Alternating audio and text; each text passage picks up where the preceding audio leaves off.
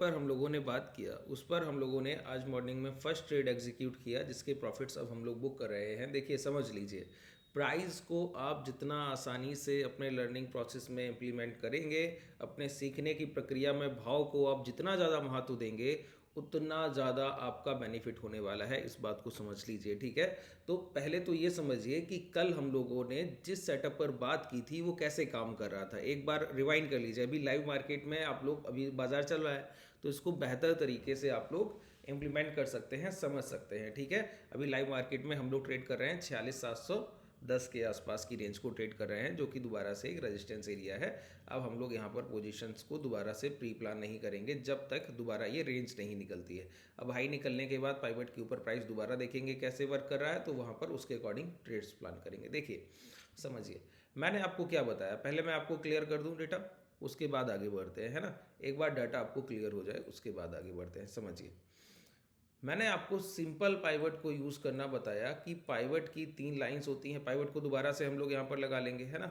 पहले समझ लीजिए, मैंने आपको बताया था कि पाइवट की 3 लाइन आप मानते हैं कि पाइवट रेंज ये हो गई और उसके ऊपर R1, R2, R3।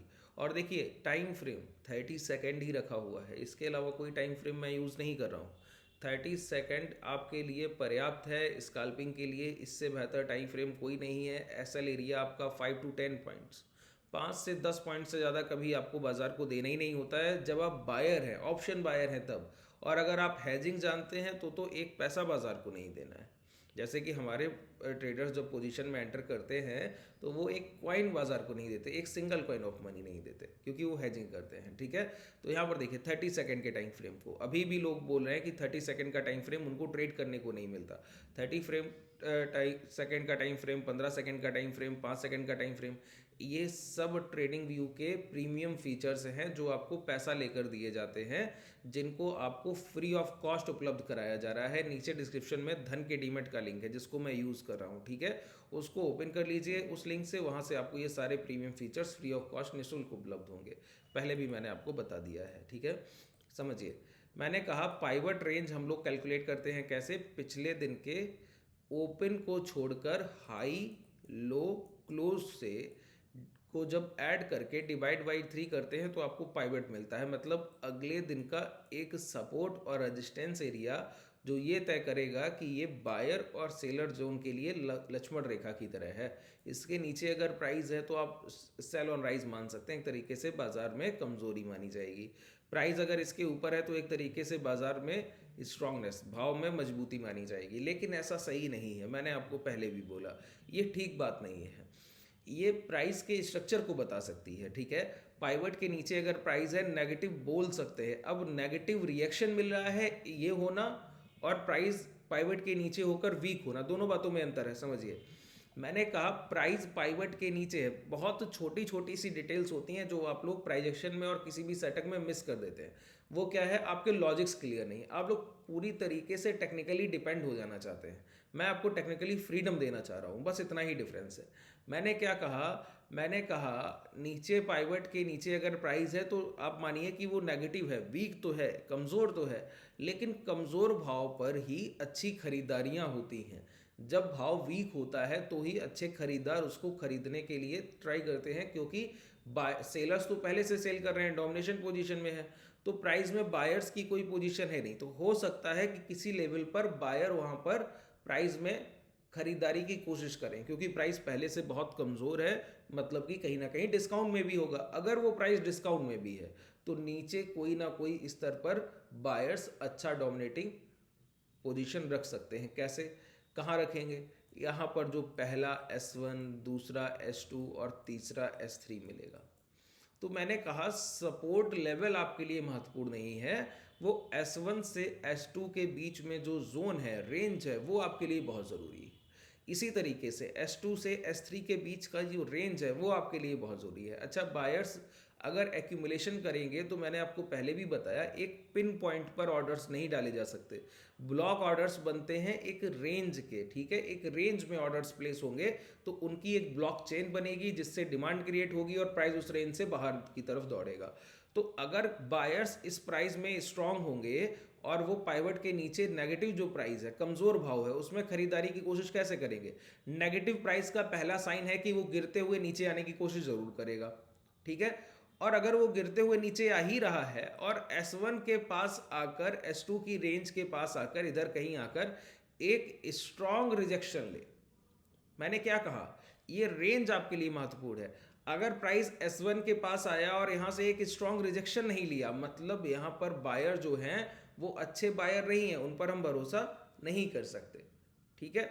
और वहीं पर क्या हो जाए, प्राइस यहां आकर एक स्ट्रॉन्ग रिजेक्शन ले कि प्राइस आया है पाइवट से S1 के पास और यहां पर खरीदारी इतनी तेजी से हुई कि प्राइस बहुत तेजी से अपट्रेंड की तरफ निकल गया। वो पाइवट को ब्रेक नहीं करेगा फर्स्ट टाइम में, ये तो क्लियर है, कभी कभी कर देता है, लेकिन उस पर हम लोग बिलीव नहीं करते क्योंकि एक्यूमुलेशन लोअर साइड हुआ होता है और पाइवट अपने आप में एक एज अ रेजिस्टेंस एक्ट करता है। तो कभी ब्रेक हो अगर पाइवट फर्स्ट टाइम में, तो वहाँ पर हमको वेट करना चाहिए, थोड़ा सा प्राइस को समय मौका देना चाहिए। मैंने क्या सिर्फ इतना कहा कि प्राइस अगर पाइवट के नीचे वीक है तो प्राइस पहली बार सपोर्ट 1 और सपोर्ट 2 के आसपास कहीं ना कहीं चल कर आएगा। अगर वहां पर आपको प्राइस में स्ट्रेंथ दिखे, देखिए पाइवट के पास प्राइस कमजोर है और सपोर्ट के पास स्ट्रेंथ कैसे दिखेगी, रिजेक्शन बहुत तेज मिलेगा और फिर प्राइस पाइवट के पास पहुंचेगा। इसका मतलब है लोअर लेवल्स पर बायर बहुत इंटरेस्टेड है। बिल्कुल क्लियर हो गया ना कि खरीदार ऐसे भाव को ही खरीदना चाहते हैं जहां पर पहले से और बायर्स खरीदारी नहीं कर रहे हैं, और इंस्टीट्यूशंस अगर वहां पर इंटरेस्टेड हैं तो और बायर भी इंटरेस्टेड होने चाहिए, हमारे जैसे छोटे खरीदार भी होने चाहिए ना। तो प्राइस जब पहला रिजेक्शन ऐसा लेता है तो फर्स्ट टाइम में प्राइवेट ब्रेक नहीं करता। देखिए ये पूरा एक प्राइजेक्शन सेटअप है, ये पूरा साइकोलॉजी के साथ बिल्ड होता है, एक रेंज में बनेगा और जब भी बनेगा तो इसी तरीके से बिल्डअप होगा जैसे मैं आपको बोल रहा हूँ, कुछ भी अलग नहीं होता है। अभी आज के सेशन में ही दिखा दूंगा, मैंने प्रीवियस सेशन में, कल के सेशन में ये सारी चीज़ें आपको समझाई थी। इसीलिए देखिए मैं आपका अगर कोई सेशन कर रहा हूँ तो मेरे माइंड में ये चीज़ पहले से है कि ये चीज़ें रिसेंट अभी मार्केट को क्या हिट करेंगी या नहीं करेंगी। तो मैं आपको जो भी बता रहा हूँ वो आपको अगले सेशन में या उसके अगले सेशन में मार्केट में देखने को मिल ही जाएगा, क्लियर है। अगर आपने अभी तक पाइवट का कल का वीडियो नहीं देखा है तो नीचे डिस्क्रिप्शन में टेलीग्राम और व्हाट्सअप कम्युनिटी का लिंक है, आप जाकर वहाँ जुड़ सकते हैं और उसके बाद उस सेशन को देख सकते हैं। आज हमारे ट्रेडर्स के पास जो पोजीशन हम लोगों ने होल्ड कर रखा है, देखिए हम लोग ऐसे पोजीशंस बनाते हैं जहां पर जैसे कि अभी प्राइस एक रेंज को ट्रेड कर रहा है, ठीक है, 45,500 और 45,800 की रेंज में मॉर्निंग से प्राइस है। इस रेंज में प्राइस जब तक रहेगा तब तक हम लोग प्रॉफिट्स लेते रहेंगे, कोई हमको तकलीफ नहीं। क्यों? हम लोग हैजिंग में काम करते हैं इस वजह से। तो हैजिंग अगर अभी तक नहीं आप जानते हैं तो टेलीग्राम में जाएंगे, वहाँ पर आपको टेलीग्राम ज्वाइन करेंगे तो हैज पोजीशंस कैसी होती हैं, एक 4 पोजीशंस का कॉम्बिनेशन होता है, 3 पोजीशंस का कॉम्बिनेशन होता है, कभी 2 पोजीशंस का कॉम्बिनेशन होता है, बाई प्लस सेल साथ में करते हैं, कॉल एंड पुट को साथ में लेते हैं, वो प्रॉपर हैजिंग होती है, उसमें रिस्क नहीं होता। मार्केट का 2-2.5 हज़ार पॉइंट का ऐसा रेंज मिल जाता है जिसके अंडर में मार्केट अगर ट्रेड करता रहेगा तो हम प्रॉफिट में ही निकलेंगे। आप लोग भी हैजिंग को समझना चाहते हैं तो वही मैंने आपको बताया कि टेलीग्राम से जुड़ जाइए। उसके बाद अगर आप क्लासेस में आना चाहते हैं तो आपके पास कॉन्टैक्ट डिटेल भी है। तो देखिए ये स्ट्रक्चर इसी तरीके से काम करेगा। प्राइस इसके पास आया तो पहली बार अगर इसने हिट किया तो समझ जाइए ये एक्यूमुलेशन जोन है, बायर यहाँ पर स्ट्रांग है और बायर जिस रेंज में स्ट्रांग है तो हमको दोबारा बस उसी रेंज में प्राइस के आने का वेट करना है और दोबारा रिफ्लेक्शन का वेट करना है। अगर प्राइस दोबारा इस बायर रेंज के पास आए और यहाँ से दोबारा हिट करे तो फर्स्ट टाइम में कभी भी लॉन्ग करने से चूकेंगे नहीं और वहीं पर आपको मोमेंटम मिलेगा। अब यहाँ पर कुछ भी बन सकता है, प्राइस टच करे, पहली बार में निकल जाए, टच करे, डब्ल्यू फॉर्मेशन करे, फिर निकले, वो आपको एक पैसा देगा ही देगा, क्लियर है। जैसे अब हम आपको दिखाते हैं, यहाँ पर लगाइए पाइवट। देखिए कल भी मैंने इस पर डिस्कस किया था, तब मैंने आपको बोला था कि आप लोग मान के चलिए कि आपका जो पाइवट रेंज है वो 46,800 के 850 के लेवल के बीच में आएगा। तो कल पहले से समझ आ जाता, क्योंकि देखिए कंसोलिडेशन एरिया ही है, बायर सेलर का निर्णायक जोन तो यही है, तो पाइवट रेंज इसी के पास आना है, बिल्कुल क्लियर है। तो ये आ गया, मैंने बोला रेजिस्टेंस एरिया नियर बाइट 47,000 आएगा, तो R1 पहला कहाँ दिख रहा है, 47,032, ठीक है। फिर मैंने आपको बोला 46,600 के आसपास आपका पहला सपोर्ट एरिया आएगा, तो देखिए 46,600 के आसपास आपका पहला सपोर्ट एरिया है। इस तरीके से बिल्डअप होते हैं अगले सेशंस के सपोर्ट और रेजिस्टेंस एरिया पाइवट के अंदर, जिनको हम लोग पहले से अगर आपका एक्सपीरियंस बाजार में ठीक है तो आप बता सकते हैं पहले से प्रिडिक्ट करके कि कल का सपोर्ट रेजिस्टेंस मार्केट के कौन से लेवल्स रहने वाले हैं, की पॉइंट्स कौन से होने वाले हैं। तो देखिए प्राइस यहाँ बंद हुआ, ये पाइवट रेंज है, इसके नीचे प्राइस कैसे रहने वाला है, नेगेटिव रहने वाला है, नेगेटिव ही तो रहने वाला है इसके नीचे प्राइस। अब प्राइस क्या करे, गैप डाउन किया, ठीक है। और गैप डाउन करके पहली कैंडल में ही इसने स्ट्रॉन्ग रिजेक्शन दिखा दिया कि हाँ मैं नेगेटिव खुला तो हूँ, लेकिन नेगेटिव मेरा अप्रोच नहीं है। यहाँ पर ये एक्यूमुलेशन जोन है, पहले खरीदार यहाँ खरीदारी करेंगे। क्लियर स्ट्रक्चर मिल गया मॉर्निंग में ही।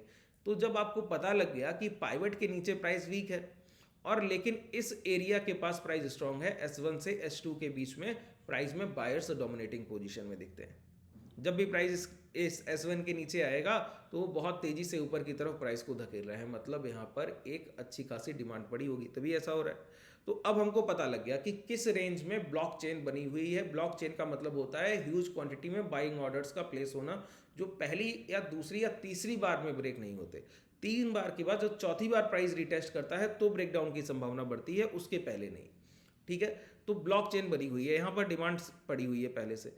अब पाइवट के नीचे प्राइस है कमजोर, इसका मतलब है दोबारा भी संभावना है प्राइस इस सपोर्ट के उनके पास है, जब तक पाइवट के ऊपर ट्रेड नहीं कर रहा। या तो ये निकल जाता है पाइवट के ऊपर, निकला नहीं तो हम लोग वेट करते हैं किसके लिए, कि हमको दोबारा कोई ना कोई अपॉर्चुनिटी मिलेगा। ठीक है, अपॉर्चुनिटी कैसे मिलता है बताइए। प्राइस रुका रहा रुका रहा रुका रहा, एक बार नीचे आया, नीचे आते ही प्राइस ने देखिए लास्ट कैंडल जैसे ही बनाया है तो यहीं पर बता दिया क्या किया है सर। यहीं पर मैंने आपको बताया कि प्राइजेक्शन के रूल एंड रेगुलेशंस आपके काम आने वाले हैं।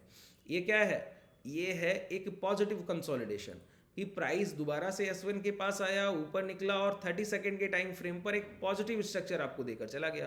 कैसे बताया ये पॉजिटिव स्ट्रक्चर है, प्राइस ने लास्ट कैंडल के हाई के ऊपर इतने सारे कैंडल्स का क्लोज किया।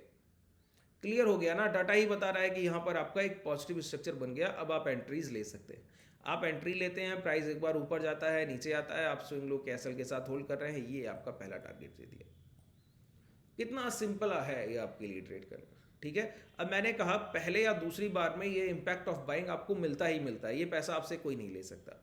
अब आप बोलिए कि दोबारा अभी जैसे कि मार्केट ट्रेड कर रहा है 46,630 के आसपास, अब आप बोलिए दोबारा लॉन्ग कीजिए, तो मैं बोलूँगा मुझे पॉजिटिव कंसोलिडेशन दोबारा दिखा दीजिए, या प्राइस एक बार और नीचे आकर ऊपर जाए तो वो मुझे दिखा दीजिए। अभी प्राइस इस हाई टेरिटरी के ऊपर ही ट्रेड कर रहा है। दूसरी बात, प्राइस ने पहले स्ट्रेंथ के बाद यहाँ पर देखिए 2 रिटेस्ट 3 रिटेस्ट कर लिए हैं। अब प्राइस हो सकता है इसके नीचे भी आ जाए। ये कैसे संभव है, अगर ये नेगेटिव कंसोलिडेशन इसी तरीके से चलता रहा और ये लो ब्रेक हो गए तो फिर आएगा। जब तक ये लो सेफ है और दोबारा से प्राइस यहाँ से इसी तरीके का स्ट्रक्चर एक और बना दे तो अभी हम फिर लॉन्ग करने के लिए तैयार हैं। ठीक है, इस तरीके से प्राइस को जब आप प्लान करेंगे पहले प्री मैच्योर माइंडसेट के साथ, आपको कंफर्म होना चाहिए कि आप क्या करने जा रहे हैं, आप किस तरीके के भाव को ट्रेड कर रहे हैं, तो आपको एक श्योरिटी मिलती है। अब तब तक मैं प्राइस को वीक नहीं मानता जब तक प्राइस इसके नीचे ट्रेड नहीं कर रहा है। लेकिन आप बोलिए कि यहाँ नेगेटिव कंसोलिडेशन देखते हुए आप लॉन्ग कर दीजिए, नहीं करूंगा। यहाँ पर मुझे खरीदारी के कुछ कारण चाहिए जो कि रूल बेस्ड होने चाहिए, प्राइजेक्शन बेस्ड होने चाहिए। अगर प्राइजेक्शन बेस्ड अभी नहीं है तो मैं वेट करूंगा और मैं अभी शॉर्ट भी नहीं करूंगा और लॉन्ग भी नहीं करूंगा। प्राइस नीचे आएगा जैसे अभी आ रहा है, ठीक है, अभी यहाँ पर आ रहा है, अब ये दोबारा स्ट्रक्चर बनाकर इस हाई के ऊपर आ जाए मैं फिर लॉन्ग करूंगा, बिल्कुल क्लियर है।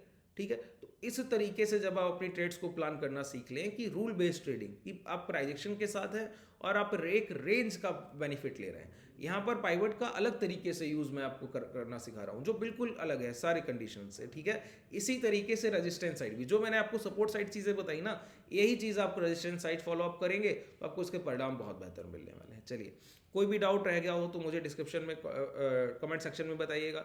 मैं आपका शाम का सेशन अभी मैं करूँगा एसएल ट्रेलिंग पर, आप लोग बोलते हैं, अगर रहा तो एसएल ट्रेलिंग पर ज़रूर करूँगा, या फिर दोबारा से मैं आपको कोशिश करूँगा कि कल मैंने आपको एक वेटेज मूविंग एवरेज और आरएसआई का कॉन्सेप्ट बताया है, अगर लाइव मार्केट में संभव हुआ तो उस पर भी एक एक्सप्लेनेशन मैं आपको दूंगा जिससे आप बहुत अच्छे से उस चीज़ को भी समझ जाइएगा। चलिए, धन्यवाद।